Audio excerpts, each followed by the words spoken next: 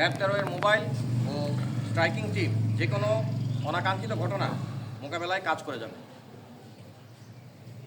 এছাড়াও নির্বাচনের সাথে সংশ্লিষ্ট অন্যান্য আইনশৃঙ্খলা বাহিনীর সাথে নিবিড় সমন্বয় সাধন করে নিরাপত্তা ব্যবস্থা নিশ্চিদ্র ও জোরদার করা হবে। র্যাব 13 এর অত্যাধুনিক ড্রোনের মাধ্যমে ঝুঁকিপূর্ণ এলাকাসমূহ নজরদারিতে রাখা হবে। এছাড়া র্যাব 13 এর প্রশিক্ষিত বম ডিসপোজাল টিম সার্বক্ষণিক কাজে নিয়োজিত থাকবে।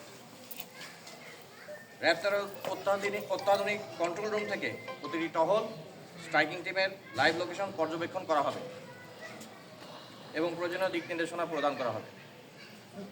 পাশাপাশি র্যাব 13 এর মিডিয়া সেল সার্বক্ষণিক মিডিয়া মনিটরিং এবং এর ধরনের কার্যক্রম অব্যাহত রাখবে। সামাজিক যোগাযোগ মাধ্যম সহ অন্যান্য অনলাইন প্ল্যাটফর্মে যে কোনো ধরনের গুজব ও অপতথ্য প্রতিরোধে র্যাব কাজ করবে। র্যাব 13 CPC 2 নীলফামারীর আওতাধীন নীলফামারী ও পঞ্চগড় জেলার 6টি আসনে আমাদের ইতোমধ্যে মোবাইল এবং স্ট্রাইকিং ফোর্স মোতায়েন করা হয়েছে।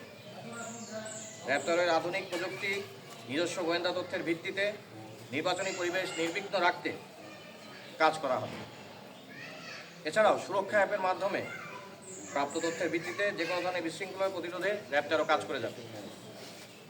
আগামী 12 ফেব্রুয়ারি অনুষ্ঠিতব্য ত্রয়োদশ জাতীয় সংসদ নির্বাচন ও গণভোট যেন নির্বিঘ্ন এবং অবাধে হয় এবং ভোটাররা তাদের ভোটাধিকার প্রয়োগ করতে পারে তা নিশ্চিত করতে র্যাব 13 এর প্রতিটি সদস্য প্রতিজ্ঞাবদ্ধ হয়ে রয়েছে। নির্বাচনে যে কোনো দুষ্কৃতকারী যেন কোনোভাবেই নির্বাচনী পরিবেশ নষ্ট না করতে পারে সে লক্ষ্যে র্যাব 13 বলিষ্ঠ ভূমিকা পালন করবে। ধন্যবাদ।